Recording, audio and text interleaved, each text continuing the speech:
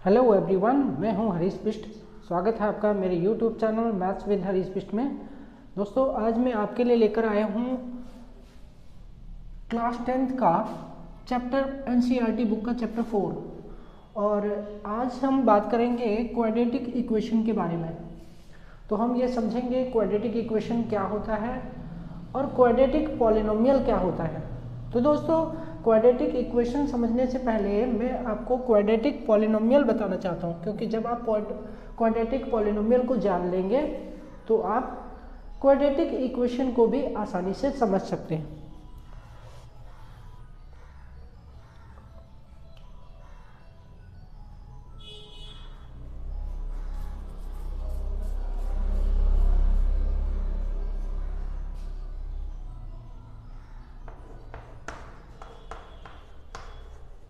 A polynomial with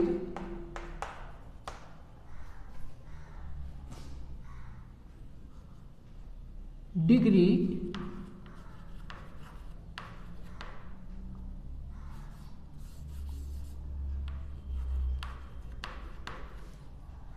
or power. A polynomial with degree or power 2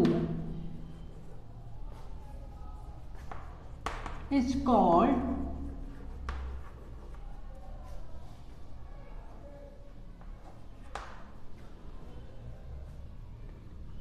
a quadratic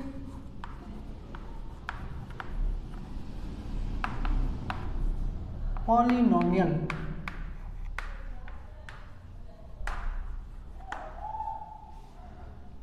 दोस्तों, quadratic polynomial क्या होता है? Quadratic polynomial एक ऐसा पॉलिनोमियल है जिसकी पावर या डिग्री होती है 2। ठीक है, इसको कुछ उदाहरणों से लेते हैं। इसकी फॉर्म देता हूं मैं आपको।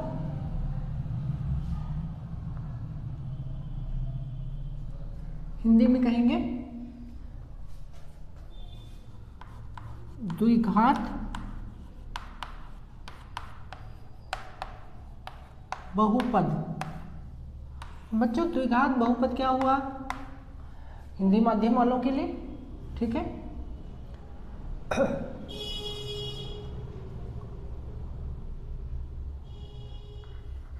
बहुपद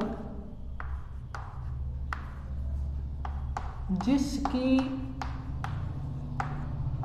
घात 2 होती है। जिसकी घात 2 होती है। घात, बहुपद की घात समझते हैं? बहुपद की घात यानी कि एक बहुपद में जो सबसे बड़ी पावर होती है उसी को बहुपद की घात कहते हैं। बहुपद जिसकी घात 2 होती है उसे द्विघात बहुपद कहते हैं।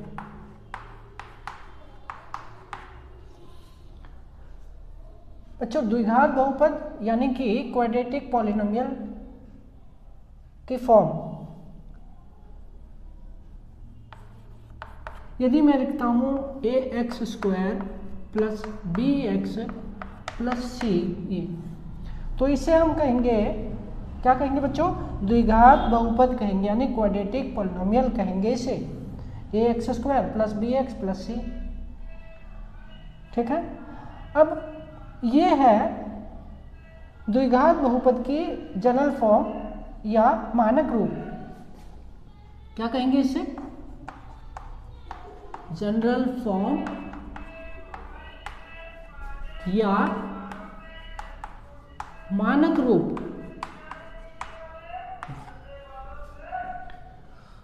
अब कुछ ऐसे सवाल, कुछ ऐसे उदाहरण जो इस फॉर्म वाले होते हैं। ठीक है, जैसे अगर मैंने लिखा 2x² प्लस 3x और प्लस 6, ये सॉरी, अगर मैं इसको केवल इतना लिखता हूँ 2x² प्लस 3x प्लस 6, तो ये कहलाएगा क्वाड्रेटिक पॉलिनोमियल अर्थात द्विघात बहुपद। ऐसे कुछ और उदाहरण ले सकते हैं, 0.3x² प्लस 2/3x माइनस 7। तो बच्चों ये भी एक द्विघात बहुपद है, ये भी द्विघात बहुपद है, ये भी द्विघात बहुपद है। ठीक है, क्वाड्रेटिक पॉलिनोमियल। तो आप समझ गए, क्वाड्रेटिक पॉलिनोमियल वो होता है जिसकी पावर होती है 2। ठीक है, डिग्री क्या होनी चाहिए उसकी डिग्री होनी चाहिए 2। ठीक है, अब आप देखिए यहाँ पर इसकी डिग्री है 2, यहाँ पर इसकी डिग्री है 1 और यहाँ पर डिग्री है 0। एक और बात ये बताना चाहूँगा, तो इन उदाहरणों से आप क्वाड्रेटिक पॉलिनोमियल को समझ गए होंगे। मैं थोड़ा सा इसके बारे में और बताना चाहूँगा आपको, तो इसे मैं रिमूव करता हूँ।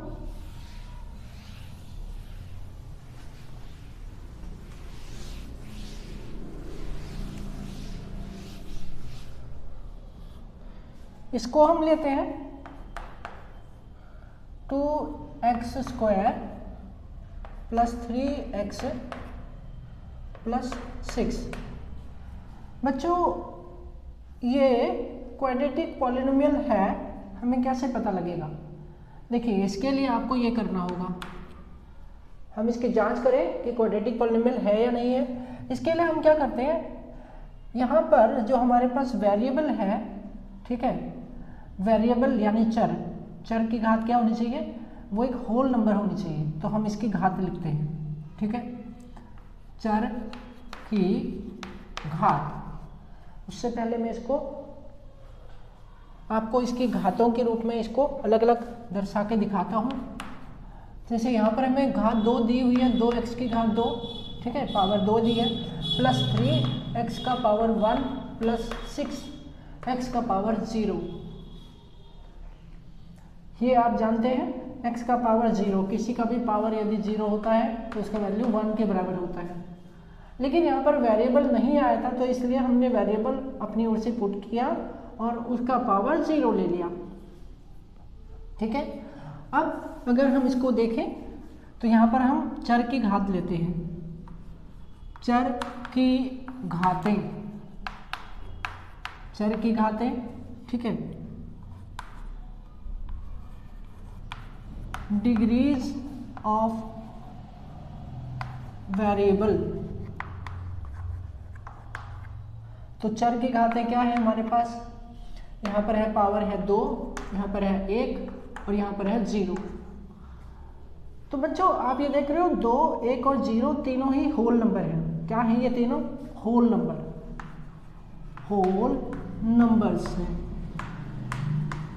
नंबर्स अर्थात पूर्ण संख्याएं। ये होल नंबर्स हैं और हम ये जानते हैं कि यदि एक पॉलिनोमियल की जो पावर है वो ऑलवेज क्या होनी चाहिए फ्रेंड, आपने पिछली क्लासों में पढ़ा होगा, एक पॉलिनोमियल की पावर ऑलवेज होल नंबर होनी चाहिए, तभी वो पॉलिनोमियल होता है, अदरवाइज वो पॉलिनोमियल नहीं होता है। समझ आया बच्चों? यदि चर की घातें एक पूर्ण संख्या हो तभी उसे बहुपद कहा जाता है। ठीक है, यानी व्यंजक कहते हैं। तो अब ये हो गया इसका परिचय। अब हम समझ सकते हैं, क्या समझ सकते हैं, क्वाड्रेटिक इक्वेशन क्या होता है। बच्चों ये है क्वाड्रेटिक इक्वेशन। अब मैं आपको बताऊं क्वाड्रेटिक इक्वेशन क्या होता है। If px is a quadratic polynomial then px is equal 0 is called a quadratic equation अर्थात द्विघात समीकरण।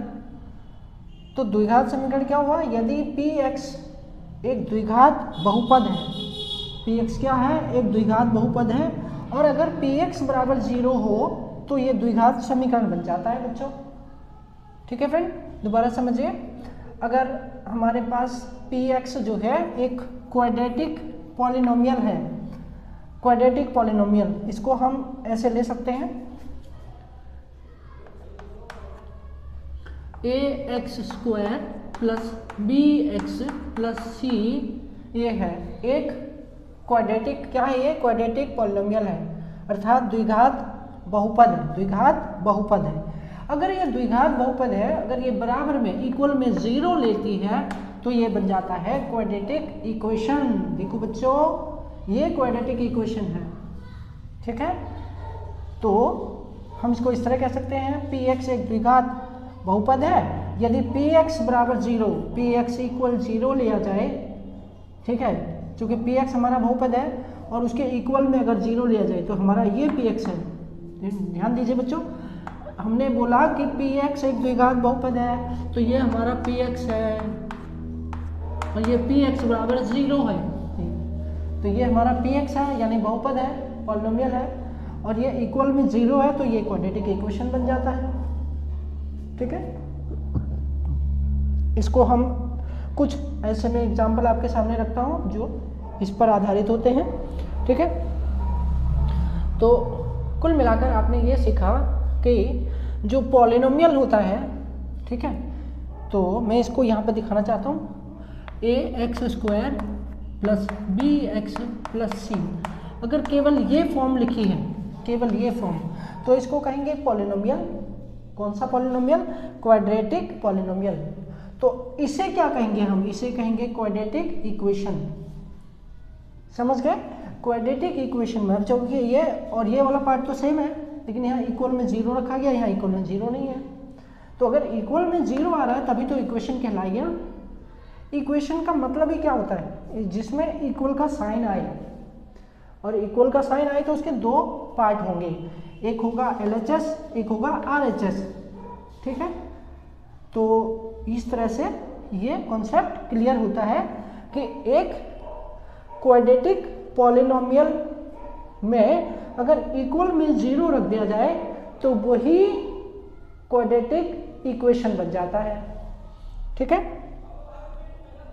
तो इस तरह से हमारा ये कॉन्सेप्ट क्लियर होता है।